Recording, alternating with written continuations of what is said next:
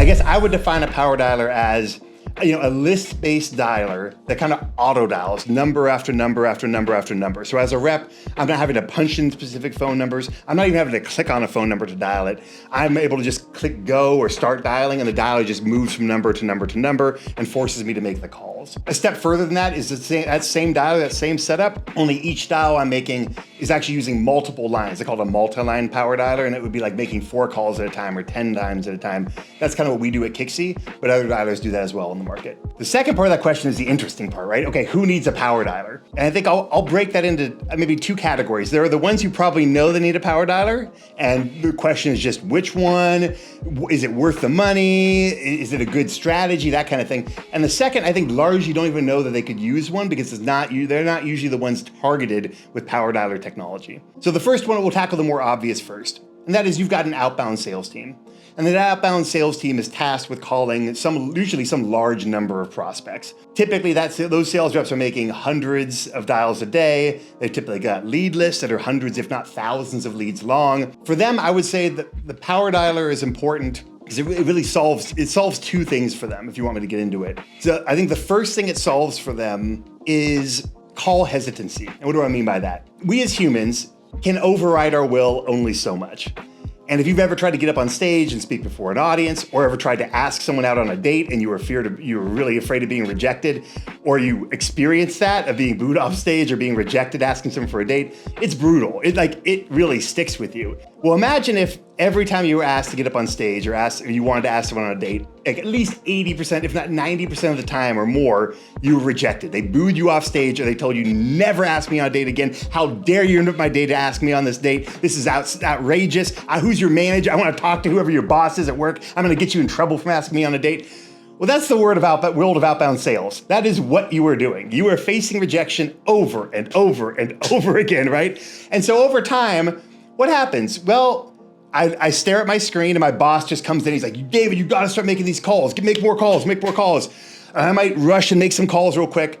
And he walks out of the room. And then what happens? I look at the people I need to call and I look at, an empty plate that could have a sandwich on it. And I think to myself, I could make these calls right now, or I can make myself a sandwich because this guy, I could use a bit of food right now. You can tell I don't miss a meal.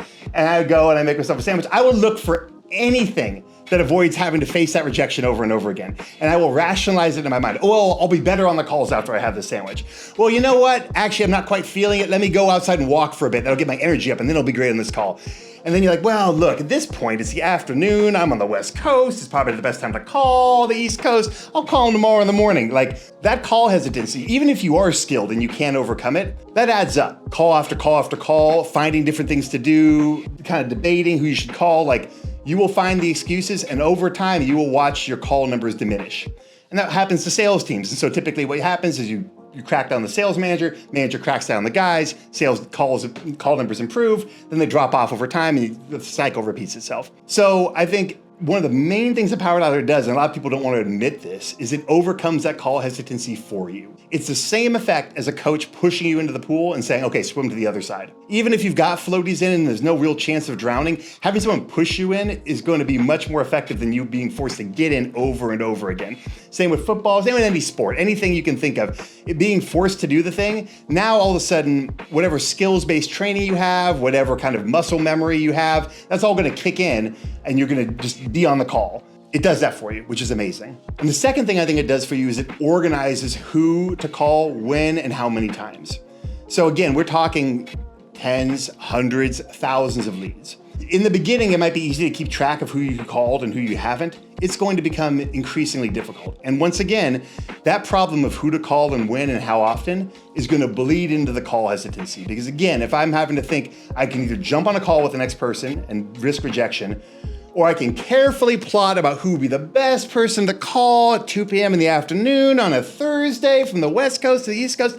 I can spend a lot of time picking the best target, call, 80% of the time they don't pick up anyway, darn, on to the next one. And once again, what happens? We're not making nearly enough calls to make the kind of numbers we want to put up. So it solves for both of those things in one, which is amazing, right? And the great thing is that I think those people largely know that a power dialer would be useful to them. And at this point, it's just kind of figuring out how useful. What's it worth to them? How much does it cost? Usually, there's a great way to break this down, a great heuristic. You figure out how much you pay your reps every day, and you ask yourself, okay, a power dialer is what, $200 a month maybe for a seat on a power dialer in the general marketplace. I can make 4 dials at once for every 1 dial my reps make, and it would cost me, 10% of what I pay the rep. Well, that's a no-brainer. I 4x their efficacy for 10% of the cost of the rep. Easy. I think, and you didn't ask this question, but I think it's a good question to ask, is what about the people who don't know they need a power dialer but do? And I think I'll pick one group of sales teams that I think is underserved in this regard and doesn't realize they're underserved in it, and that is inbound sales teams. So a lot of businesses these days are doing a great job creating content online, building a brand, creating a following, getting great customer reviews and having other people recommend the product to other friends they have and other employers that they might be employed by later in the future. So you have all these leads coming in. And these days, I would say most sales leaders are under-indexing rather than over-indexing on employee headcount, right? I mean, belts are tightening. You see all the layoffs across all the industries. If you know that you need a minimum of 10 reps to handle the inbound leads you have coming in, you're probably hiring 9, maybe even 8, and telling them to work a little harder, stretch themselves, and let's get a hold of these guys. But what typically happens is this. Okay, so day 1, you've got 80% of the staff you need in order to be able to handle 100% of the leads, and you're like, these guys can push themselves that extra 20% and handle all the inbound calls. Wonderful. 80%, 90% of them don't pick up the phone when you call them back, right? They don't get a hold of them. Okay, so 20% you get a hold of, 80% you don't, and they fall off. And you're like, I'll call you a hold of them the next day. Day 2, I'll get a hold of these guys. Day 2 rolls around. You've got 100% of the leads coming in, 80% of the staff to handle them, and you've got 80% of the leads from day 1 folding over on top of it. So you got 180% of the leads, 80% of the staff. All right, so you're like, I will tell these guys to crack down as hard as they can. But what happens? Once again, 80, 90% of them won't answer the phone, and they will roll into day 3. And every day this compounds. And so what happens is, as a sales leader, you tell your guys, I want you to focus on the hot leads first and the coldest leads last, which makes total sense. But what will happen is those older leads are just going to continue to fall off. The hot leads are going to continue to have the 80, 90% no pickup problem. And it's going to be much harder for your reps to keep track of who the heck is who. You've got all these leads folding into. So then once again, your reps, now following your orders this time, are going to, before each call, look in their CRM and look in their notes. Okay, when was this guy came in? Okay, he's a day 3 lead, so I should prioritize him medium. I won't call him now, I'll call him in the afternoon. And we look at the notes. Okay, how many times did I call him last week? Twice. I'll call him again by Monday. All that is time when you could have been on a call. Now it's call hesitancy compounded with trying to make sure you're dialing the right people on the right days. It's like both problems coalescing into one greater blob, right? Well, what a power dialer does for that inbound team is it not only organizes those leads so that you don't have to think about who to call, and we can do this really simply on Kixie, and other platforms probably are capable of it, by creating separate power lists for each day. So those day 1 leads go into one list, day 2 list, day 3 list, day 4 list. On day 4, you're calling the day 4 leads first. When your Autodialer gets through them, day 3, day 2, day 1. Easy. And you can set rules. Hey, I want to dial these guys no more than twice a day for the first week, 3 times a day. Second week, I want to have no more than 12 hours in between each call, like whatever. You can set all these different parameters around it. Again, so your reps aren't trying to make the decision before each call. Wait, what time is it in their time zone?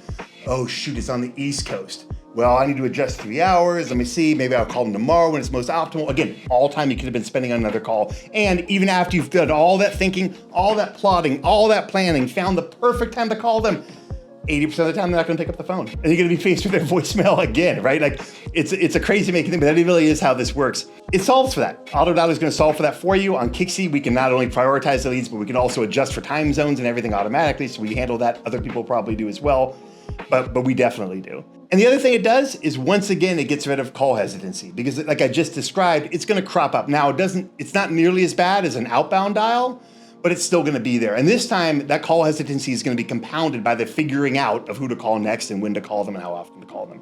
And so it solves this problem for both outbound teams as well as inbound teams. And I think the inbound teams are the ones less likely to realize that there is a power dialer sized hole in their lives that would be readily filled by Kixie.